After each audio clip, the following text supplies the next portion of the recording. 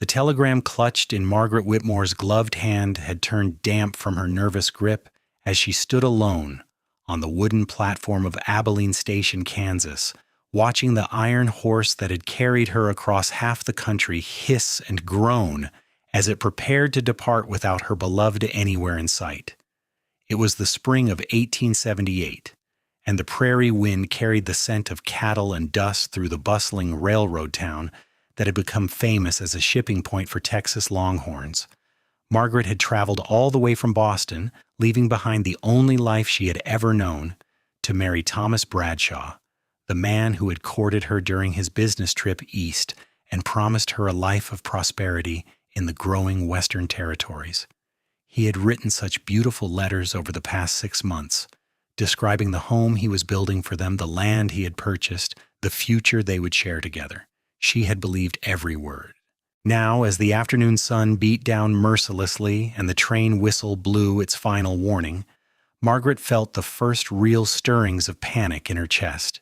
She was 22 years old, had spent nearly all her savings on the journey west, and had informed her family of her engagement with such confidence that returning home seemed impossible. The telegram had arrived just yesterday at her hotel in St. Louis, forwarded from Boston. It contained only 8 words that had shattered her entire world: cannot marry, circumstances changed, do not come, Thomas. But she had already been halfway to Kansas by then, and pride mixed with desperation had pushed her forward. Surely there had been some mistake, she had told herself. Surely Thomas would explain everything when she arrived, and they would laugh about the confusion over champagne at their wedding reception. Yet here she stood, surrounded by her 3 large trunks containing her entire life, and Thomas was nowhere to be found. The train lurched forward, beginning its journey onward, and Margaret felt tears prick at her eyes, despite her determination not to cry in public. The station platform was crowded with cowboys, cattlemen, farmers, and families, all moving with purpose while she remained frozen like a statue, utterly alone in a sea of strangers. Her dove-gray traveling dress was rumpled from days of journey, and she knew her dark blonde hair had escaped its careful arrangement, but vanity seemed pointless now. "Miss, are you all right?" The voice was deep and gentle, tinged with genuine concern, and Margaret turned to find a tall man standing a respectful distance away. He was clearly a cowboy, dressed in worn denim pants, a sun-faded blue shirt, and a leather vest that had seen better days. His hat was pushed back on his head, revealing sun-bronzed features and eyes the color of sage in summer. He looked to be in his late 20s, with the kind of weathered handsomeness that came from years of outdoor work. What struck Margaret most, however, was the kindness in his expression as he looked at her. "I am perfectly fine, thank you," Margaret said automatically, her Boston finishing school manners asserting themselves even as her voice trembled slightly. "I am simply waiting for someone." The cowboy glanced at the departing train, then at her pile of luggage, then back at her face, with an expression that suggested he understood far more than she wished to reveal. "Name's Cole Ryder, miss. I do not mean to intrude, but I have been standing over by the cattle pens for the past hour, and I could not help but notice you have been waiting here the whole time. The sun is getting mighty hot, and you look like you could use some water at the very least." Margaret felt her carefully constructed composure begin to crack. There was something in his straightforward manner, in the lack of pity or judgment in his tone, that made her throat tighten with emotion. "My name is Margaret Whitmore," she said softly, "and I fear the person I was waiting for is not coming." Cole Ryder's jaw tightened almost imperceptibly, and something flickered in his eyes that might have been anger on her behalf. "That is a shame, and his loss, Miss Whitmore. But it leaves you in something of a predicament, I imagine." "I suppose it does." Margaret looked down at her hands, at the crumpled telegram she still held. "I came here from Boston to be married. I have no family in Kansas, no acquaintances, and very little money remaining after the journey. I suppose I should find a hotel and wire my family, though I confess the thought fills me with such shame I can barely contemplate it." "There is no shame in being treated poorly by someone who should have valued you better," Cole said firmly. The shame belongs entirely to the man who failed to keep his word. But if you will permit me to make a suggestion, the hotel situation in Abilene can be complicated this time of year. The cattle drives are starting to come through, and accommodations fill up quickly. I was about to head over to the drover's cottage to meet some friends for supper. It is a respectable establishment, and the owner, Mrs. Henderson, is a good woman who might be able to help you find proper lodging. Would you allow me to escort you there and help with your trunks? Margaret knew she should be wary of accepting help from a complete stranger, but something in Cole Ryder's honest face and respectful demeanor made her instinctively trust him. More practically, she had no better options presenting themselves, and the idea of standing alone on this platform until darkness fell was untenable. That is very kind of you, Mr. Ryder. I would be grateful for your assistance. Cole touched the brim of his hat in acknowledgement and immediately moved to gather her trunks. Despite their obvious weight, he lifted them with an ease that spoke of considerable strength, arranging 2 on his shoulders and gripping the third in one hand. The cottage is not far, just up Texas Street a ways. Mind your step, miss. The streets can be a bit rough. As they walked through the bustling town, Margaret tried to take in her surroundings, despite her emotional turmoil. Abilene was unlike anything she had experienced in Boston. The streets were wide and dusty, lined with wooden buildings that seemed hastily constructed compared to the brick and stone architecture of the East. Signs advertised saloons, general stores, gunsmith shops, and cattle brokers. Cowboys on horseback moved through the streets alongside wagons, and the sound of lowing cattle from the nearby pens filled the air. It was loud, chaotic, and utterly foreign to her refined upbringing. Cole walked beside her at a measured pace, never rushing her despite the weight he carried, and occasionally pointing out landmarks or warning her about particularly rough patches of road. That building there is the Great Western Store, he said, nodding toward a substantial structure. Best place in town for supplies. And over there is the Alamo Saloon, though that is not a place for respectable ladies. Are you from Abilene, Mr. Ryder? Margaret asked, partly from genuine curiosity and partly to distract herself from her circumstances. No, miss, I am from Texas originally, down near San Antonio. I work as a cowhand and trail boss bringing cattle up from Texas to the railhead here in Kansas. Been doing it for about 8 years now, since I was 19.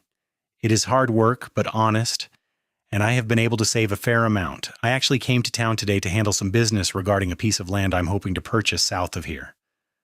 There was pride in his voice when he spoke of his work and his plans, and Margaret found herself curious despite her distress.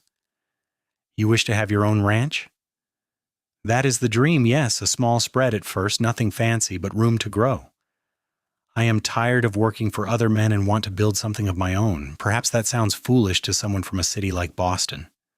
It does not sound foolish at all, Margaret said quietly.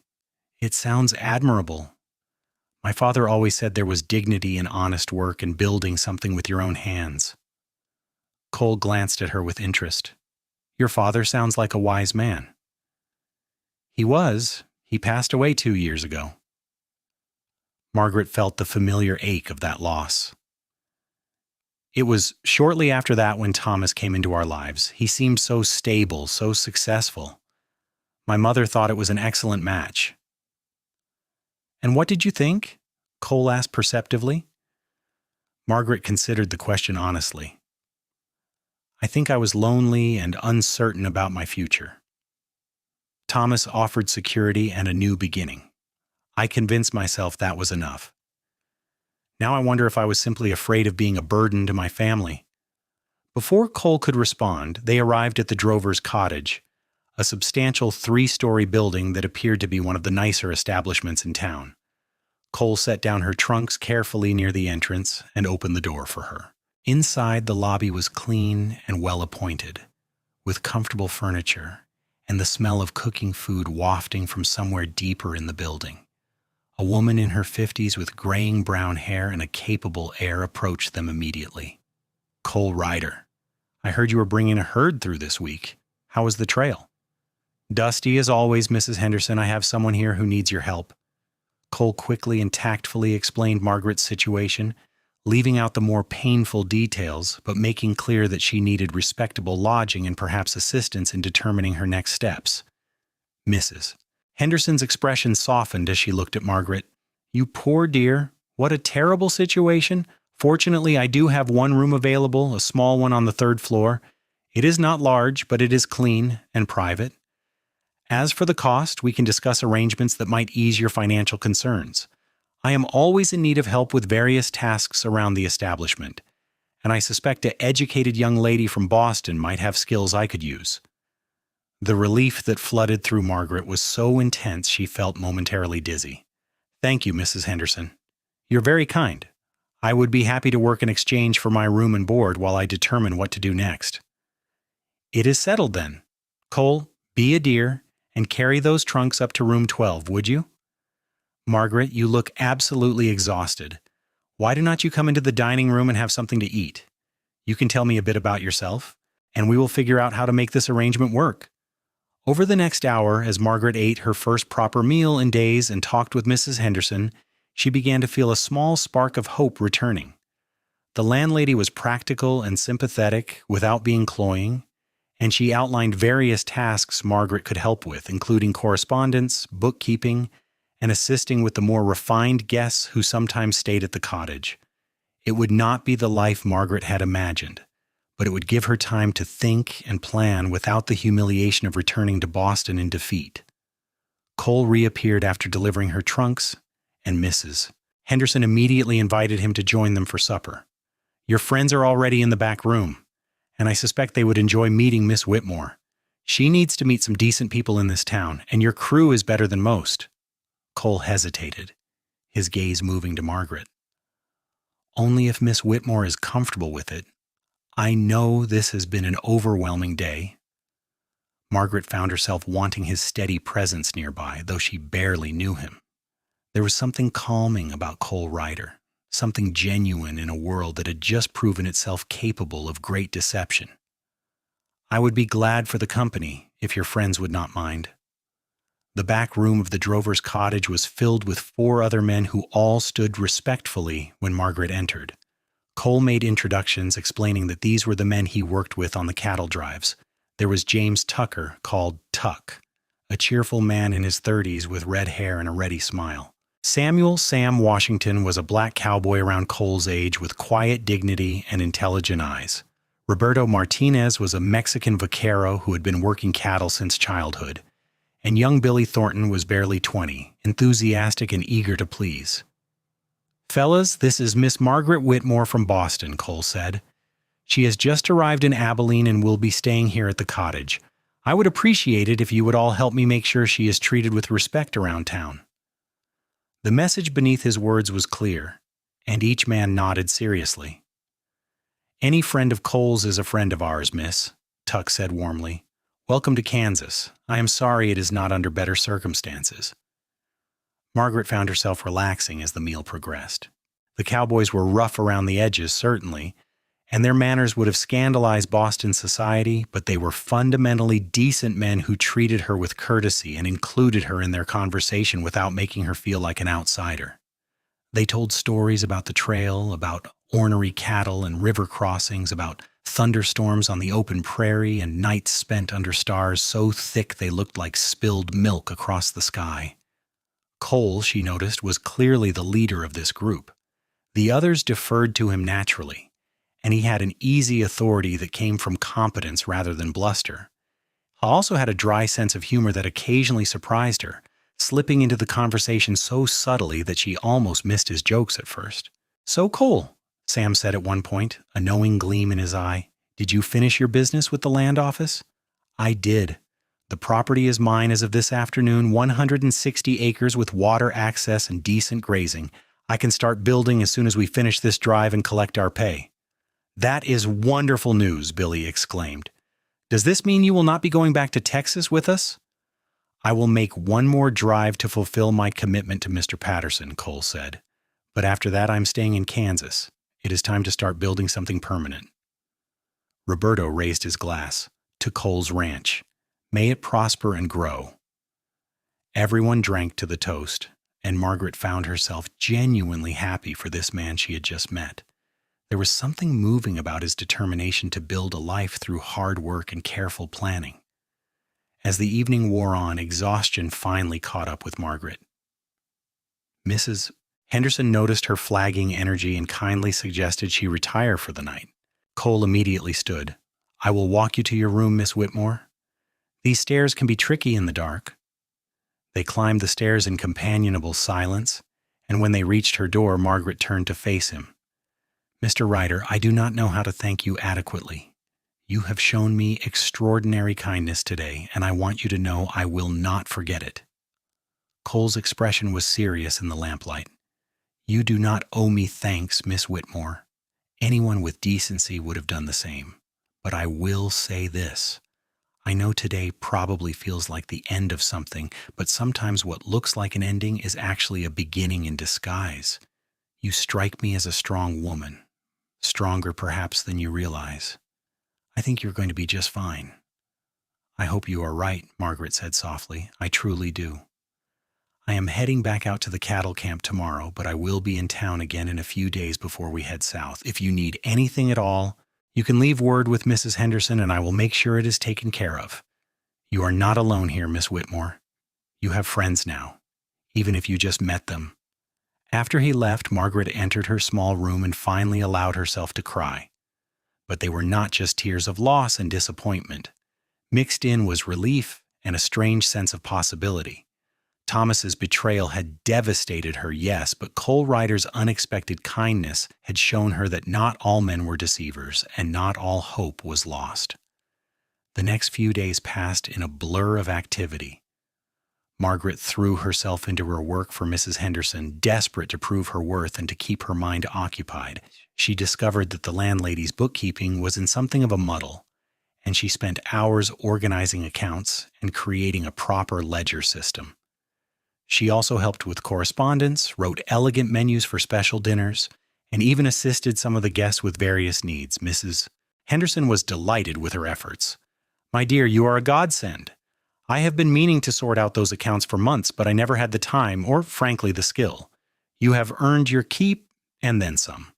In the evenings, Margaret often found herself in the dining room, where she gradually got to know more of Abilene's residents.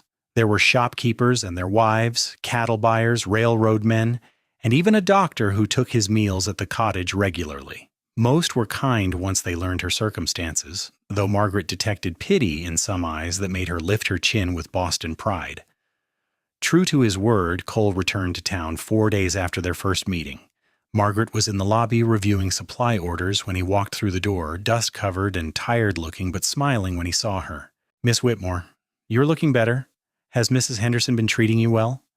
"She has been wonderful," Margaret said, surprised by how genuinely happy she was to see him. "How was the cattle camp?" "Muddy. We had rain 2 nights ago and the herd got restless. But we did not lose any cattle, so I count it as a success. I actually came by to see if you might like to take a walk this evening. I could show you more of the town, the respectable parts anyway, and there is someone I would like you to meet." Margaret hesitated only briefly before agreeing. She told herself it was simply nice to have a friend in this strange place, though part of her recognized that her feelings toward Cole Ryder were becoming more complicated than simple friendship. That evening, Cole arrived freshly washed and wearing clean clothes, his dark hair still damp. They walked through Abilene as the sun began to set, painting the prairie sky in shades of orange and pink that Margaret found breathtaking. Cole pointed out various establishments and told her stories about the town's history, how it had grown from almost nothing into a major cattle shipping point after the war. "It can be rough," he admitted, "especially when the drives are coming through heavy. Cowboys who have been on the trail for months sometimes cut loose pretty hard when they hit civilization again. But there are good people here too, people trying to build something lasting." He led her to a small house on the outskirts of town, where a woman in her late 30s was tending a vegetable garden. She looked up at their approach and broke into a warm smile. "Cole Ryder, I was wondering when you would come by." "Sarah, I want you to meet Miss Margaret Whitmore." "Margaret, this is Sarah Johnson. She runs the schoolhouse here in Abilene and is one of the finest people I know." Sarah wiped her hands on her apron and came forward to clasp Margaret's hands warmly. Any friend of Cole's is welcome here. Please come inside. I just made lemonade." Over the next hour, Margaret learned that Sarah was a widow whose husband had died in the war. She had come west 5 years ago to start fresh and had been teaching Abilene's children ever since. She was intelligent, kind, and refreshingly direct, and Margaret liked her immediately. "Cole told me a bit about your situation," Sarah said gently. "I want you to know that what happened to you is not uncommon out here. The West can make people dream big, but not everyone has the character to see their promises through. You should not feel ashamed." "I am trying not to," Margaret admitted. "But it is difficult. I feel foolish for having trusted so easily." "Trust is not foolish," Sarah countered. "Breaking trust is what is foolish. You did nothing wrong." Cole had been quiet during much of this conversation, but now he spoke up. "I was thinking, Sarah, that you might be able to use some help at the school. Margaret has a fine education, better than most, and she is good with organizing things." Sarah's eyes lit up. "Actually, that is a wonderful idea. I've been overwhelmed trying to teach students of all ages while also managing all the administrative work. Margaret, would you be interested in helping at the school? I could not pay much, but it would be something. And combined with your arrangement with Mrs. Henderson, you might manage quite comfortably." Margaret felt hope bloom in her chest. "I would love that. I helped teach Sunday school back in Boston, and I have always enjoyed working with children." "Excellent. Can you start tomorrow? I will show you around and introduce you to the students." As they walked back to the drover's cottage later that evening, Margaret felt lighter than she had in weeks. "You did not have to do that," she told Cole. "Finding me work, I mean. But I am grateful." "I did not do anything except introduce two people who could help each other," Cole said. "You are the one with the skills and the willingness to work, but I'm glad if it helps." They paused outside the cottage, and in the gathering darkness, Margaret found herself very aware of Cole's presence beside her. He was a good man, she was coming to realize. Not polished or sophisticated like Thomas had pretended to be, but genuine and kind and strong in ways that had nothing to do with physical strength. "Cole, can I ask you something personal?" "Of course." "Why did you help me that day at the station? You did not know me. I could have been anyone." Cole was quiet for a moment, considering his answer carefully. "My mother was left alone when my father died. I was 15, and we had nothing. People in our town could have helped us, but most did not. They let us struggle and go hungry because my father had been a gambler who died with debts, and they figured we deserved what we got. One man, though, a rancher named John Garrett, he gave me work and taught me about cattle and horses. He gave us a chance when no one else would. He died a few years back, but before he did, he told me that kindness was never wasted, even when it seemed pointless. He said you never know how one good deed might change a life. When I saw you standing there at that station, alone and clearly in trouble, I just thought about what Mr. Garrett would have done, and I knew I could not just walk away." Margaret felt tears prick her eyes at his words. "He sounds like a wonderful man, and he would be proud of you, I think." "I hope so. I am trying to live up to what he taught me." "You are," Margaret said softly. "You truly are." The next morning, Margaret began her work at the schoolhouse and discovered she loved it.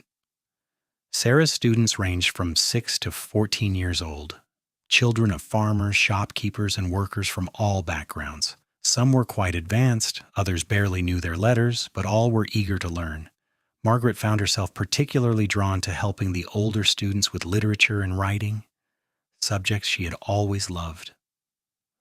Sarah was an excellent teacher and partner, and the two women quickly developed a warm friendship. They took their lunches together, discussing lesson plans and sharing stories about their lives. Sarah spoke fondly of her late husband, but admitted she had made peace with her loss and built a life she found meaningful. "What about you?" Margaret asked one day. "Have you never thought of remarrying?" Sarah smiled. "I have thought about it, certainly, but the right man would have to be someone special, someone who understands that I'm not looking to be taken care of. I can take care of myself. I would want a true partner, someone who values my independence." "That seems wise," Margaret said. "I think I rushed into my engagement with Thomas precisely because I felt I needed to be taken care of. I see now how wrong that was." "And what about Cole Ryder?" Sarah asked with a knowing look. I have seen how he looks at you, Margaret, and how you look at him. Margaret felt her cheeks warm. I do not know what you mean. Yes, you do. And for what it is worth, I think you would make a good match. Cole is one of the best men I have ever known. He is honest, hard-working, and he treats people with respect regardless of their station. He has been planning for years to build his own ranch, saving every penny. He is not flighty or foolish. He is exactly the kind of man you can depend on. It is too soon, Margaret protested. I have only known him a few weeks and my engagement just ended. I am not suggesting you rush into anything, Sarah said gently, but do not let fear or pride stop you from seeing what is right in front of you. Not all men are like Thomas. Margaret thought about that conversation often over the following weeks. Cole continued to stop by regularly, bringing her wildflowers from the prairie, escorting her on walks, and simply spending time talking with her in the evenings at the cottage. They discussed everything from books to philosophy to their dreams for the future. Margaret learned that despite his lack of formal education, Cole was remarkably well read, having borrowed books from anyone who would lend them over the years. I always figured knowledge was the one thing no one could take from you, he explained. Money can be lost, land can be taken, but what you learn stays with you forever. Margaret found herself falling for him slowly but inexorably. It was different from what she had felt for Thomas. That had been based on surface attraction and the security he represented. This was deeper, rooted in genuine respect and admiration for who Cole was as a person. She loved his integrity, his dry humor, the way he treated everyone with equal dignity, whether they were wealthy cattle barons or poor drifters. She loved how he talked about his plans for his ranch with such passion, how he was so patient when teaching young Billy new skills, how he always made sure to visit his friend Sam's family when in town. But Margaret was also afraid. She had been so wrong about Thomas. What if she was wrong about Cole too? What if her judgment simply could not be trusted? It was Mrs. Henderson who finally forced the issue in her own blunt way. Nearly 2 months after Margaret's arrival in Abilene, the landlady cornered her in the kitchen where Margaret was helping prepare dinner. That cowboy is in love with you, you know, Mrs. Henderson said without preamble. And unless I'm completely blind, you feel the same way about him. So why are you both dancing around each other like nervous school children? Mrs. Henderson, Margaret exclaimed, flustered. That is hardly appropriate. Maybe not, but it is true. Margaret, I have been running this establishment for 12 years. I have seen hundreds of people come and go, and I have gotten pretty good at reading folks. Cole Ryder is genuinely smitten with you. He lights up like a sunrise when he sees you. And you do the same thing whether you realize it or not. Life is too short and too uncertain out here to waste time being cautious when something real is standing right in front of you. But what if I'm wrong about him? What if I have poor judgment when it comes to men?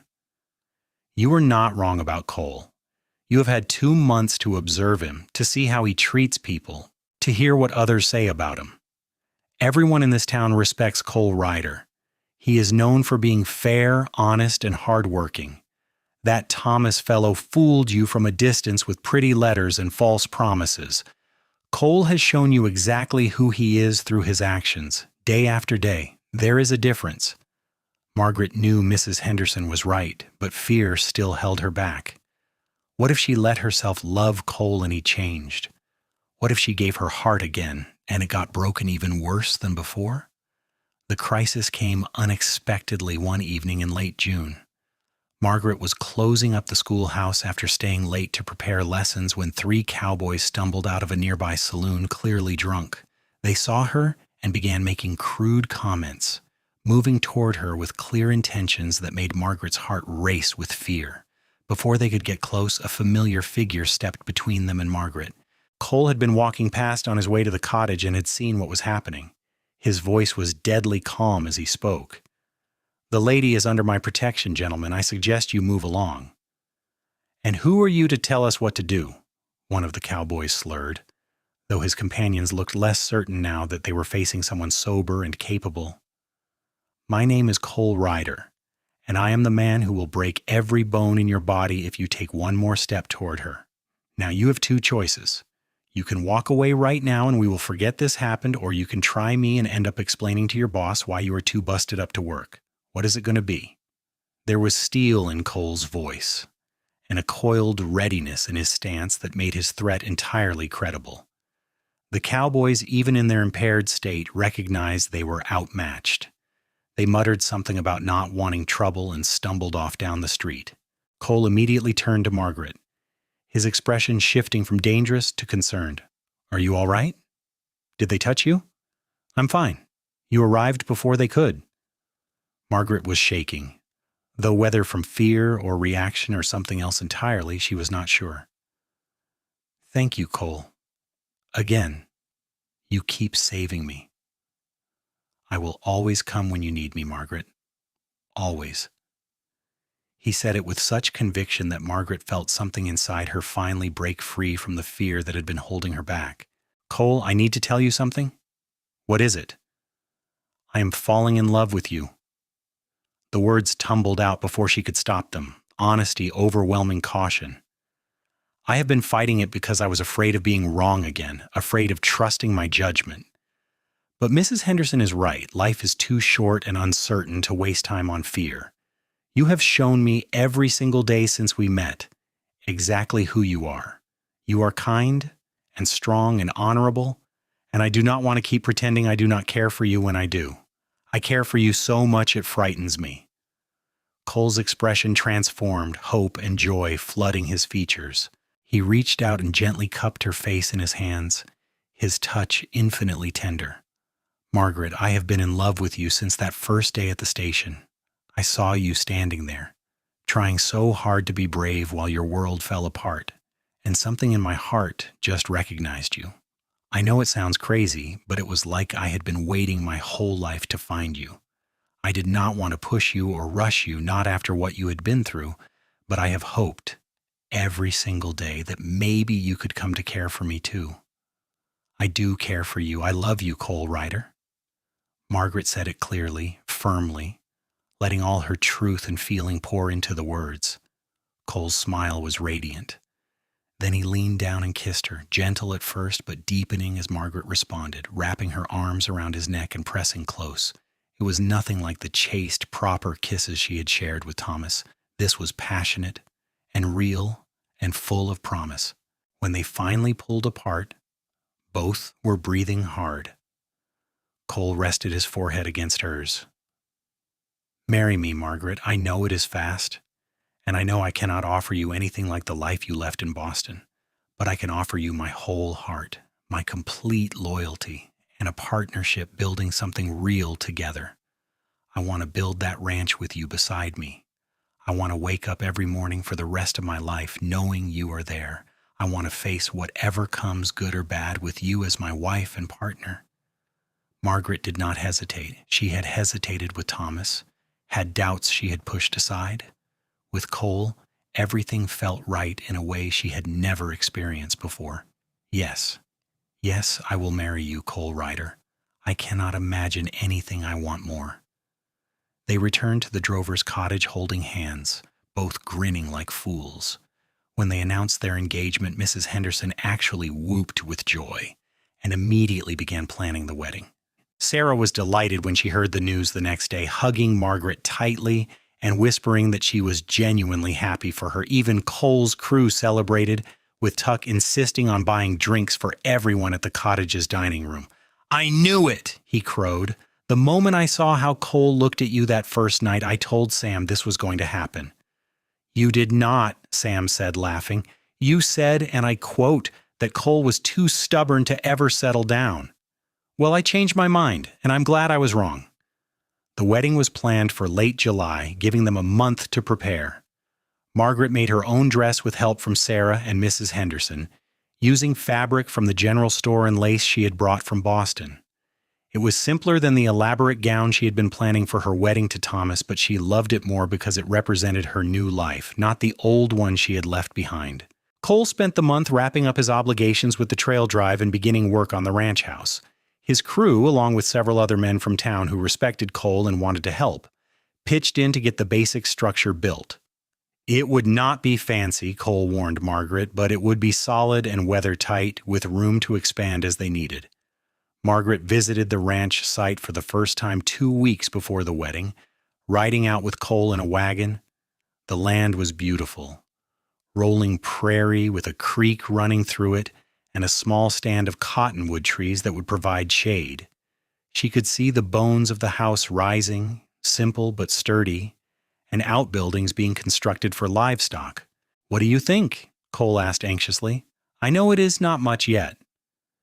"It is perfect," Margaret said honestly. "I can see what it will become. I can see our future here, Cole. It is exactly right."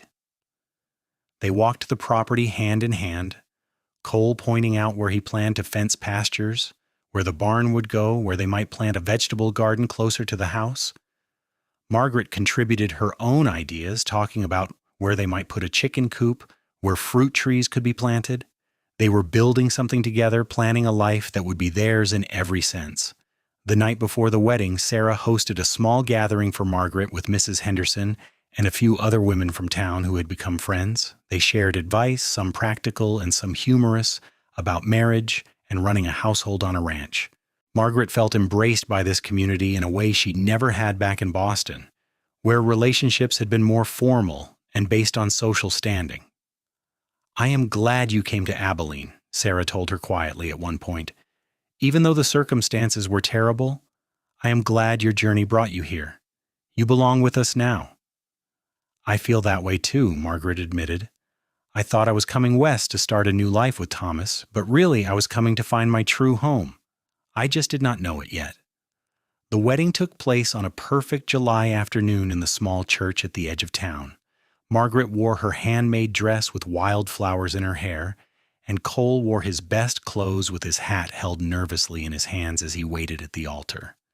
The church was packed with people from town.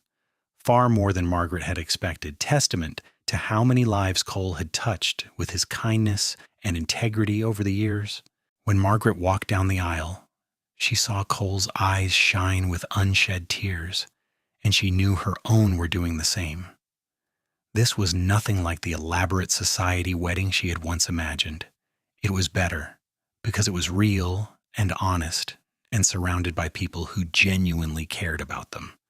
The Reverend kept the ceremony brief but meaningful. When it came time for vows, Cole took both of Margaret's hands in his and spoke from the heart. "Margaret, I promise to honor you, protect you, and stand beside you in all things. I promise to build a life with you where we are true partners, where your voice matters as much as mine. I promise to work hard every day to be worthy of the love you have given me. And I promise that from this day forward, you will never be alone, never be abandoned, never be anything less than cherished. This I swear on my life and honor." Margaret had to pause to compose herself before she could respond with her own vows. "Cole, I promise to love you with all my heart, to support your dreams as you support mine, and to face whatever comes with courage and faith in us. You showed me that not all men break their promises, that trust can be earned through actions and kept through integrity. I promise to be your wife, your partner, and your companion in building the life we both want. From this day forward, your joys are my joys, your struggles are my struggles, and your future is my future. I love you, and I always will." When the Reverend pronounced them husband and wife, Cole kissed Margaret with such joy and tenderness that several people in the church openly wept, including Tuck, who tried to pretend he just had dust in his eyes. The reception was held at the drover's cottage, where Mrs. Henderson had outdone herself with food and decorations. There was dancing to music provided by a local fiddle player, toasts that ranged from heartfelt to hilarious, and a general atmosphere of celebration. Even the gruff cattle buyers and hardened cowboys seemed moved by the obvious love between the newlyweds. As evening fell and the party began to wind down, Cole and Margaret slipped away to begin their new life together. They spent their wedding night at the ranch house, which was not quite finished, but livable enough. Cole carried Margaret over the threshold, both of them laughing, and set her down gently in the main room that was lit by oil lamps and moonlight streaming through the windows. Welcome home, Mrs. Ryder, Cole said softly, pulling her close. I love the sound of that, Margaret murmured, tilting her face up for his kiss. Mrs. Ryder. It sounds like a new beginning. It is a new beginning for both of us. Their wedding night was tender and passionate, full of discovery and whispered words of love. Margaret had been nervous, her limited knowledge of marital relations coming primarily from hushed conversations with married friends back in Boston. But Cole was patient and gentle, ensuring her comfort and pleasure. And by the time dawn broke over the prairie, Margaret felt she finally understood what true intimacy meant. The next months were challenging, but deeply satisfying as they worked to establish the ranch. Margaret threw herself into learning all the skills she would need as a ranch wife, from cooking on a wood stove to tending chickens to helping with basic veterinary care for the growing herd of cattle Cole was accumulating. She was not naturally gifted at these practical tasks, but she was determined and learned quickly. Cole, for his part, never made her feel inadequate or mocked her mistakes. When she burned her first batch of biscuits to charcoal, he ate them anyway with a perfectly straight face until she started laughing at his obvious struggle to chew. When she accidentally let the chickens escape from their coop, he helped her chase them down without complaint. He treated her as a true partner, asking her opinion on decisions and genuinely listening to her ideas. Margaret continued to help Sarah at the school several days a week, making the ride into town on horseback, something she had never imagined doing in her Boston days. Sarah was thrilled to have her continued assistance, and Margaret loved working with the children and maintaining her friendship with the other woman. One evening in September, as Margaret and Cole sat on their porch watching the sunset paint the sky in brilliant colors, Margaret made an announcement. I am pregnant, Cole. The baby should arrive sometime in late spring. Cole's reaction was immediate and overwhelming. He let out a shout of pure joy, picked Margaret up and spun her around carefully, then set her down and kissed her thoroughly. That is the best news I have ever heard. We are going to have a baby. Are you feeling all right? Do you need to rest? Should I ride for the doctor? Margaret laughed at his sudden nervousness. I am perfectly fine. Women have been having babies since the beginning of time, Cole. We do not need the doctor yet, but I wanted you to know. A baby, Cole kept saying, wonder in his voice. Our baby? Margaret, I am going to be a father. I am going to do it right, I promise you. I am going to be the kind of father my own father never was. Our child will always be loved and protected and valued. I know you will be a wonderful father, Margaret said softly, and Sarah, I have no doubts about that whatsoever.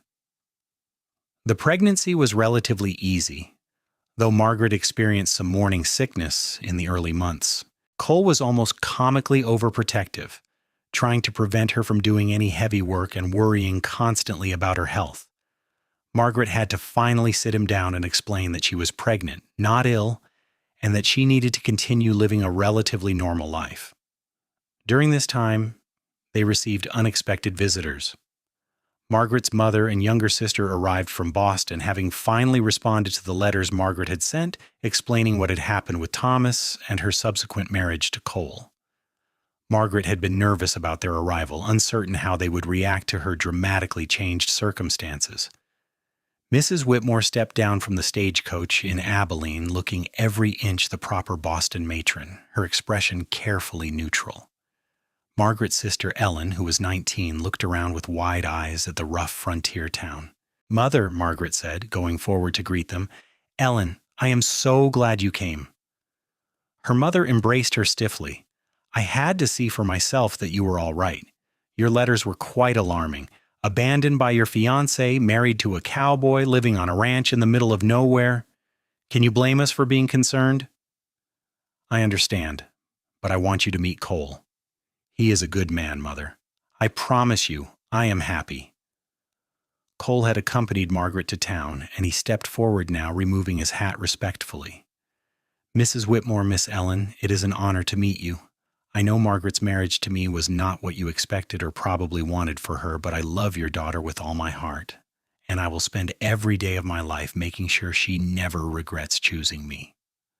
Mrs. Whitmore studied Cole with the sharp eyes of a woman who had raised 3 daughters largely on her own after her husband's death. She took in his honest face, his respectful demeanor, the way his hand found Margaret's naturally, and the protective way he stood beside her. "Mr. Ryder," she said finally, "I will not pretend I am not disappointed that Margaret did not have the life we planned for her in Boston, but I can see that she is well, and if I'm not mistaken, quite happy. I would like to see this ranch of yours and understand the life my daughter is living now." Over the next week, as Margaret's family stayed at the ranch, Mrs. Whitmore's stiff disapproval gradually melted. She saw how hard both Margaret and Cole worked, how they treated each other with obvious affection and respect, and how welcomed Margaret was in the community. She saw that Margaret, despite her rough hands and simpler clothes, was genuinely content in a way she had never been in Boston. Ellen was completely charmed by Cole and the ranch, declaring that life in the West was far more exciting than anything back home. She helped Margaret with chores, learned to ride a horse with Cole's patient instruction, and made friends with Sarah and several young women in town. Before they left to return to Boston, Mrs. Whitmore took Margaret aside for a private conversation. "I owe you an apology, Margaret.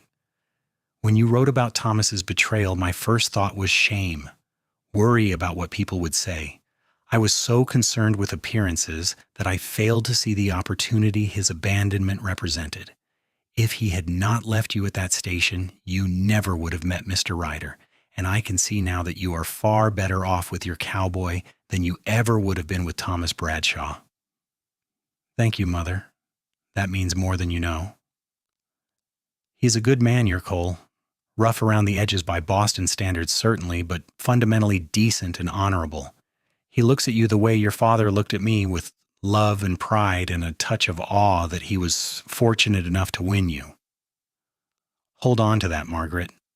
That kind of love is rare." After her mother and sister departed, Margaret felt a sense of peace she had not realized she was missing. Her old life and her new life had been reconciled, and she was no longer torn between two worlds. Winter came to Kansas with bitter cold and occasional snow, but the ranch house proved snug and warm. Cole spent the coldest months working on indoor projects, building furniture for the baby's room, and making improvements to the house.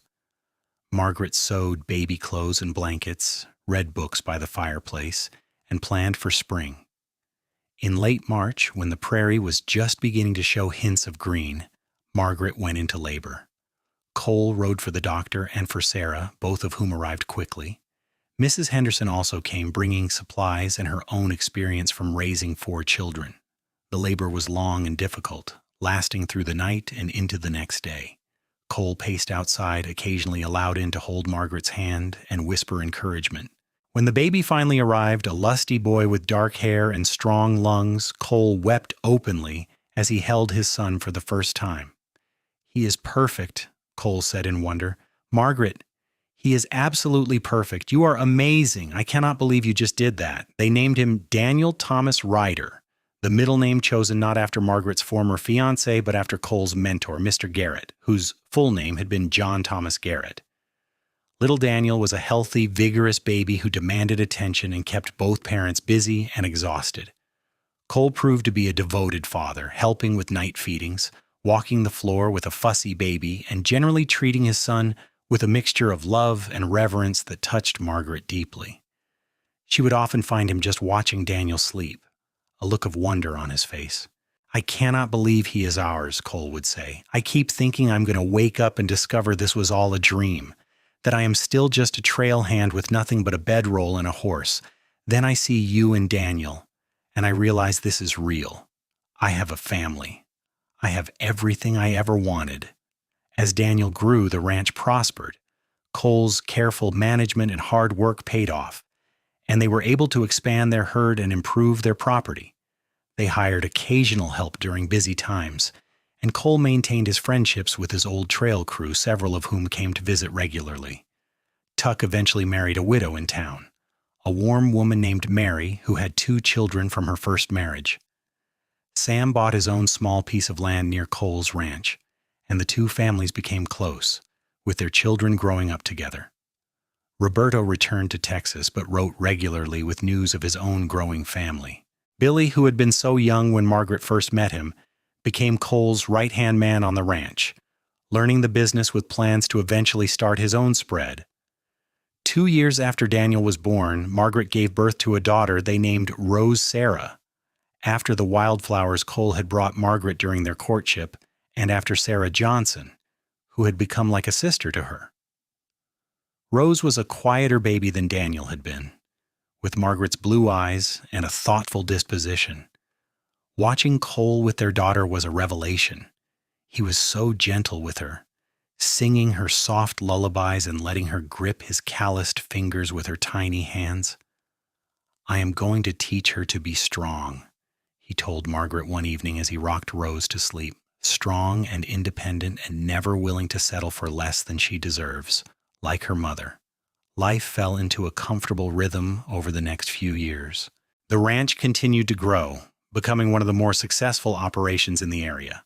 Cole's reputation for honest dealing and quality livestock meant he always had buyers for his cattle, and they were able to make modest but steady improvements to their property and their lives. Margaret had found her calling not just as a ranch wife and mother, but as an educator. She continued to help Sarah at the school, and when Sarah eventually married a kind banker from town and moved to a larger city to be near his family business, Margaret took over running the school entirely. She loved teaching the children of farmers and ranchers, many of whom had limited educational opportunities otherwise. She would ride into town 3 days a week during the school term, teaching classes while Cole or one of the ranch hands watched Daniel and Rose. As the children got older, they attended school with their mother, Daniel proving to be a natural with numbers, and Rose showing an early love of reading and writing. On a spring evening in 1885, Margaret and Cole sat on their porch after putting the children to bed. Daniel was 7 now, already helping with ranch chores and showing signs of inheriting his father's way with animals. Rose was 5, a bright and curious child who asked endless questions about everything. "Do you ever regret it?" Cole asked suddenly. "Regret giving up your life in Boston? The ease and comfort you could have had?"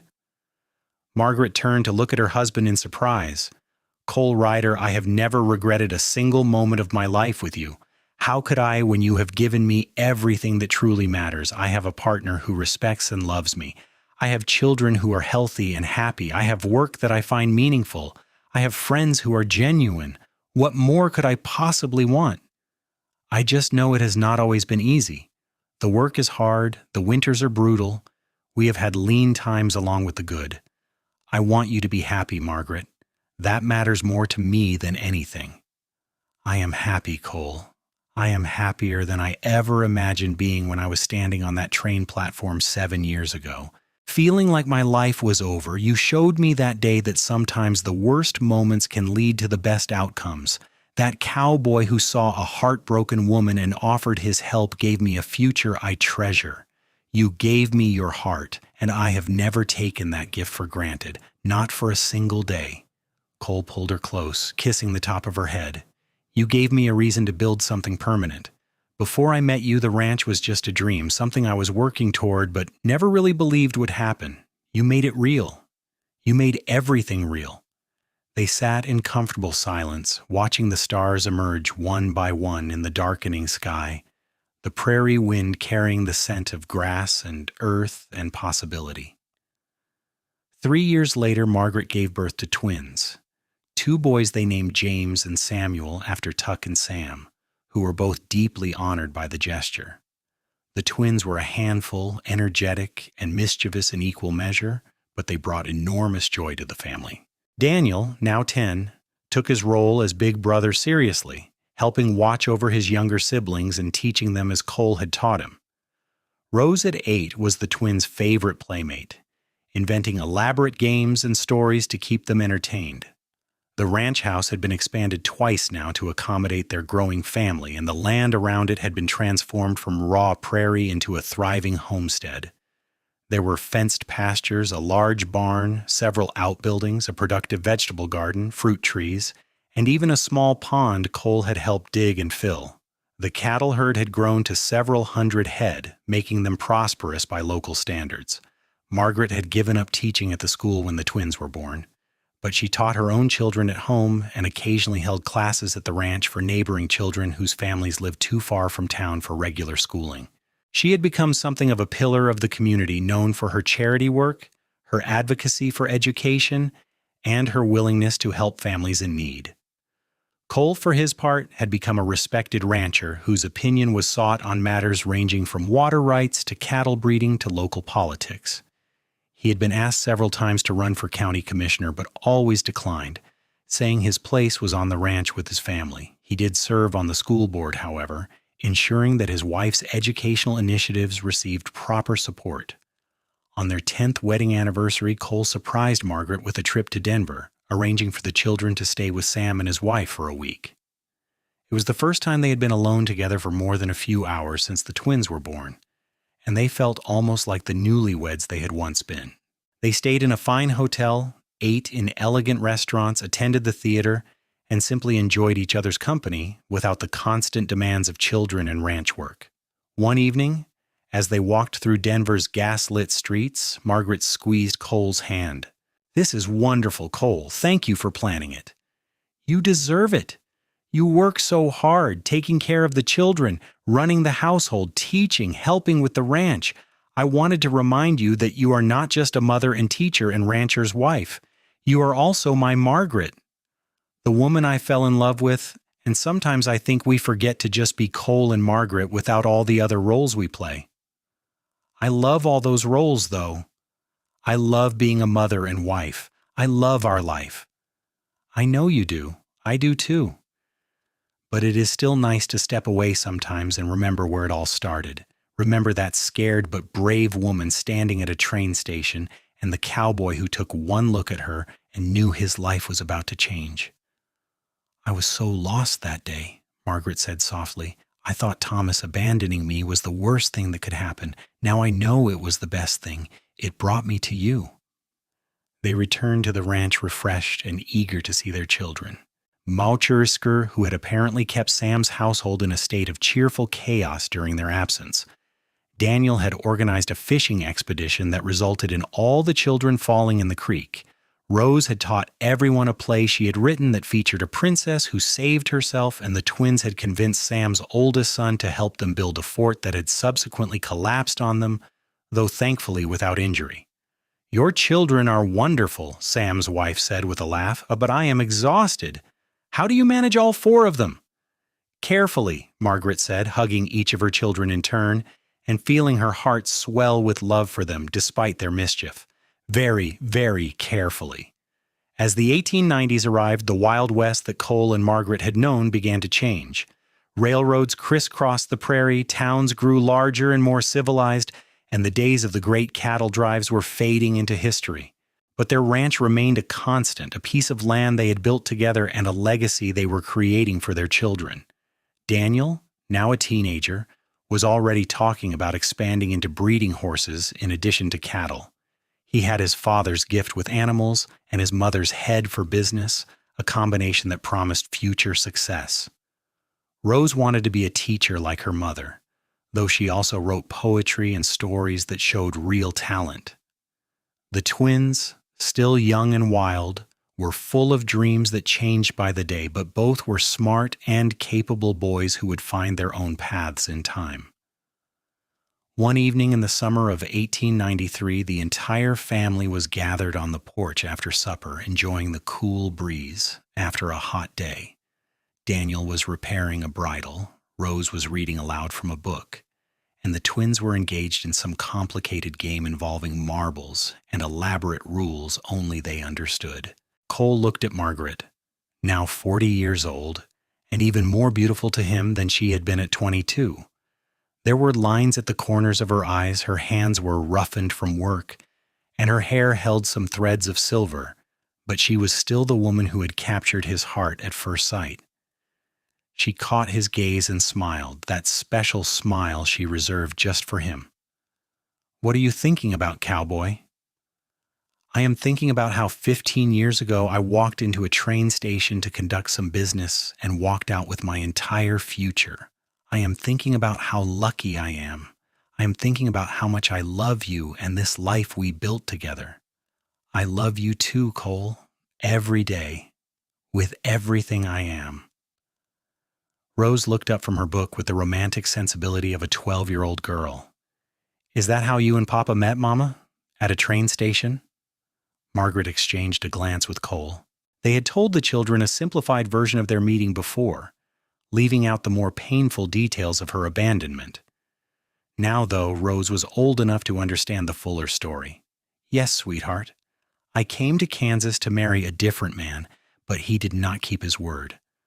I was standing at that station alone and frightened with no idea what to do next. And then your father saw me and offered to help. He did not have to. He could have walked right past. But he stopped, and he helped, and he changed my entire life." "That is the most romantic thing I have ever heard," Rose said dreamily. Daniel, more practical-minded, looked at his father. "You were not worried she might be trouble, Papa? Mama was a stranger." "I knew she was not trouble the moment I saw her," Cole said. "I knew she was someone special, someone who needed help, and I knew that walking past her would be the biggest mistake I ever made.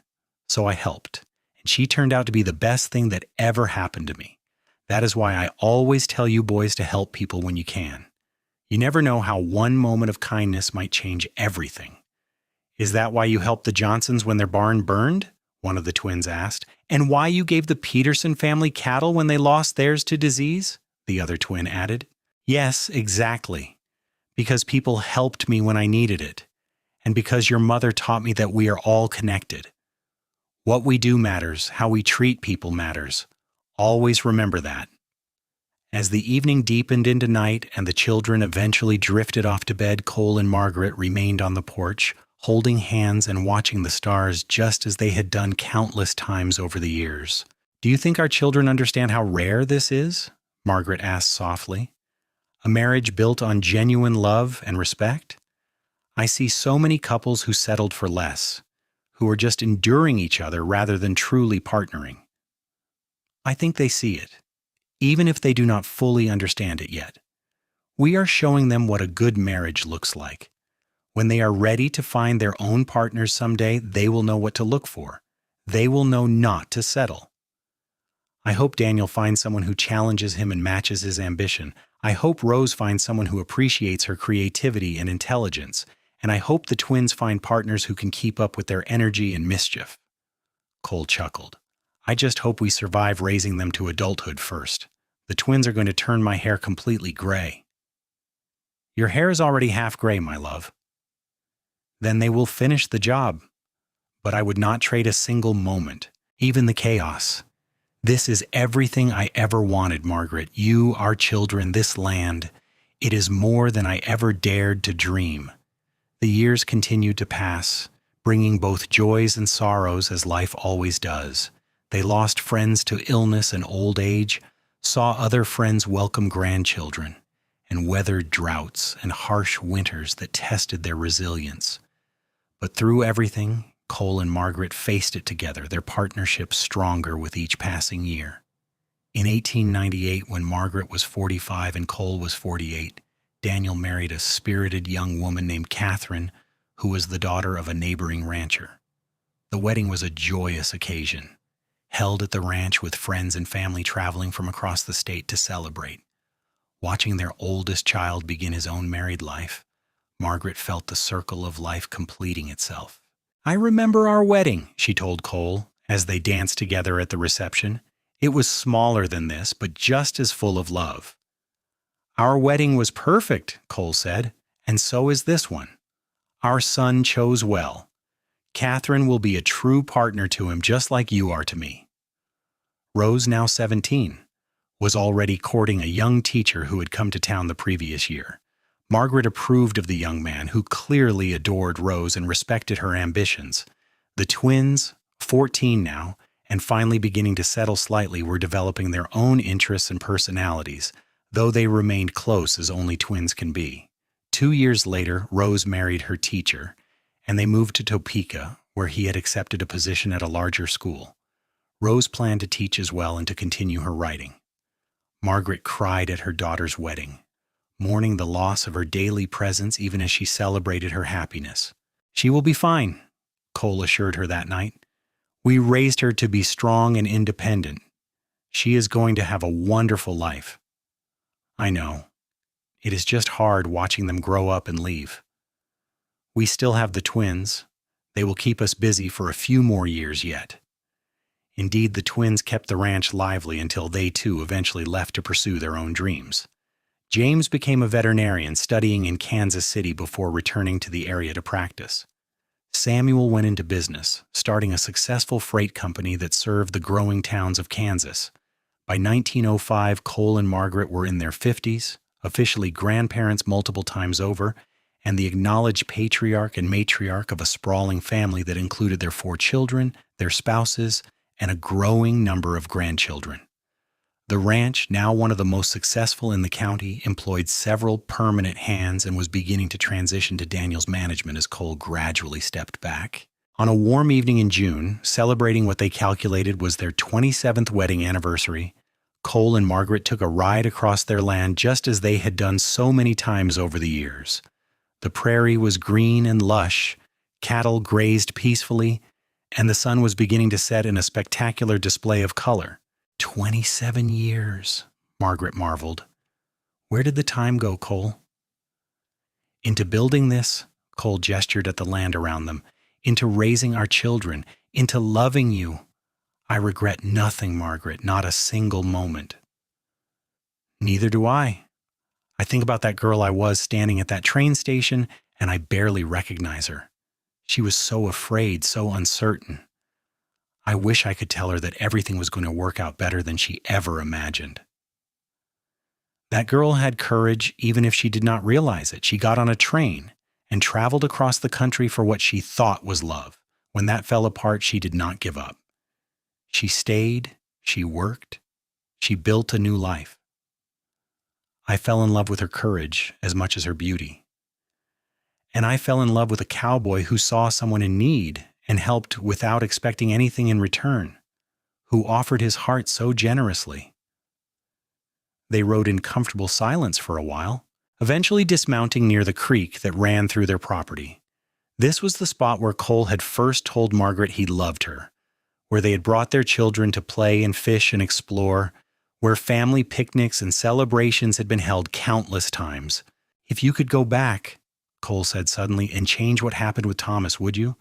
If you could make him show up at that station, marry him as planned, would you? Margaret did not even have to think about her answer. Not for anything in the world. Thomas Bradshaw leaving me at that station was the greatest gift he ever could have given me, though he certainly did not intend it that way. Because it meant I was standing there when you walked by.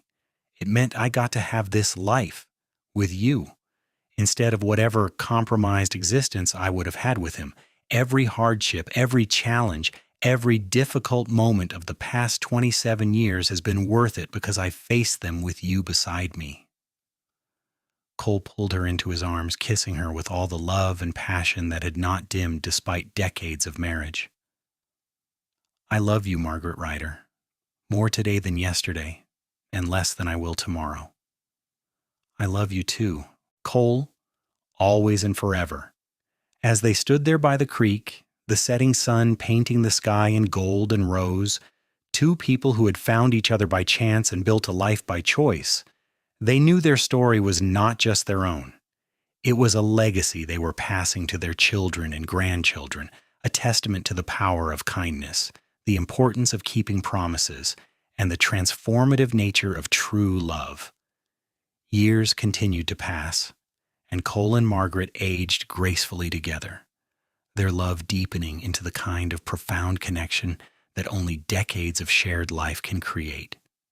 They became the family elders, the ones everyone turned to for advice and wisdom, the ones who held family gatherings and celebrations at the ranch that had become the heart of their clan. In 1910, they celebrated their 32nd anniversary surrounded by 4 children, 12 grandchildren, and 2 great-grandchildren, with more on the way.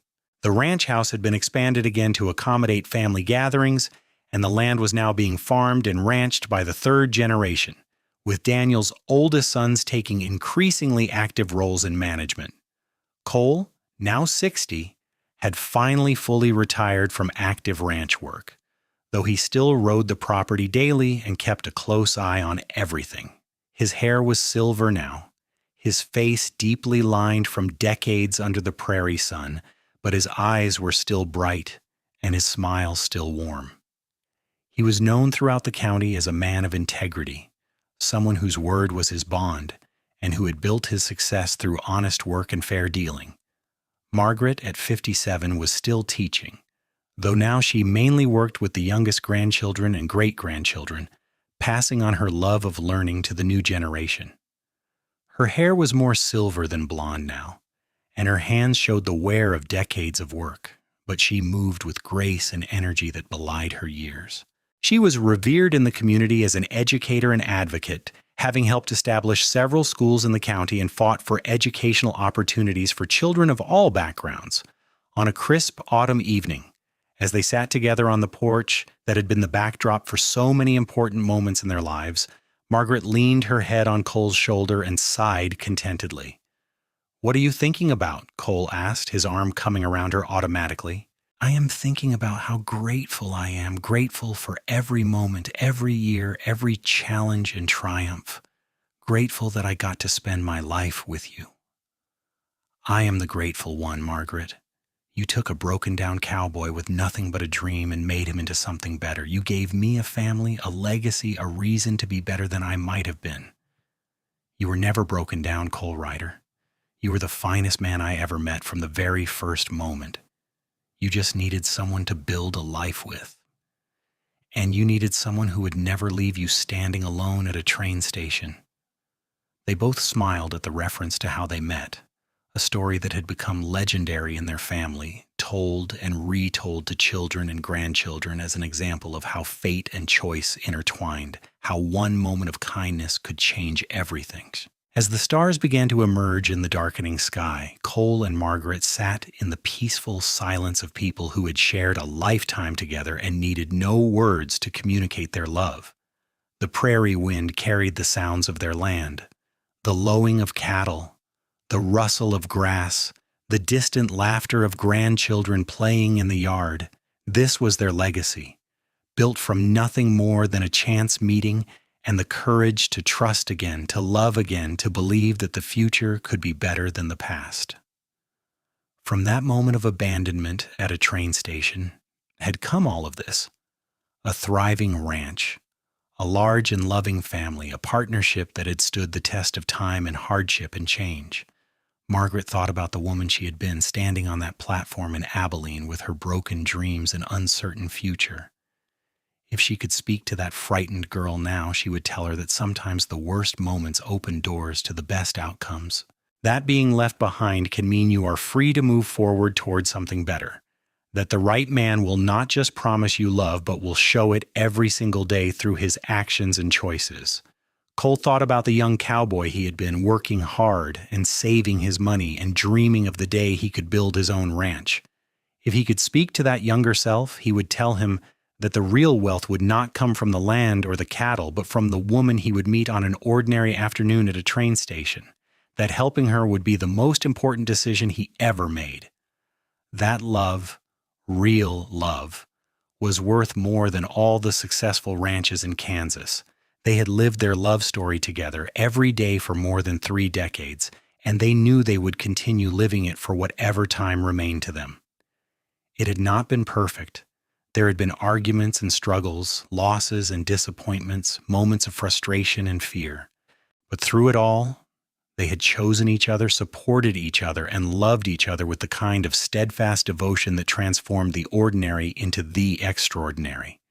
As they finally rose to go inside for the night, Cole took Margaret's hand, their fingers intertwining with the ease of long practice. They walked into their home, the house that Cole had built with his own hands and that Margaret had transformed into a warm and welcoming space filled with love and laughter and life. Behind them, the prairie stretched out under the vast Kansas sky, the land they had tamed and tended, the legacy they were leaving for generations to come. And somewhere in the wind, in the stars, in the very earth itself, their story continued to echo, a testament to the transformative power of love, the importance of keeping promises, and the beautiful truth that sometimes the best things in life come from the worst moments. If only you are brave enough to accept help from a kind stranger at a train station who offers not just assistance, but his whole heart. Their love story, born from abandonment and kindness, nurtured through hard work and mutual respect, and sustained by genuine affection and partnership, was complete. Not finished, because their love would continue until their last breaths and beyond in the memories of those they had raised and the values they had instilled, but complete in the sense that every promise had been kept, every dream had been realized, and every day had been lived with intention and love.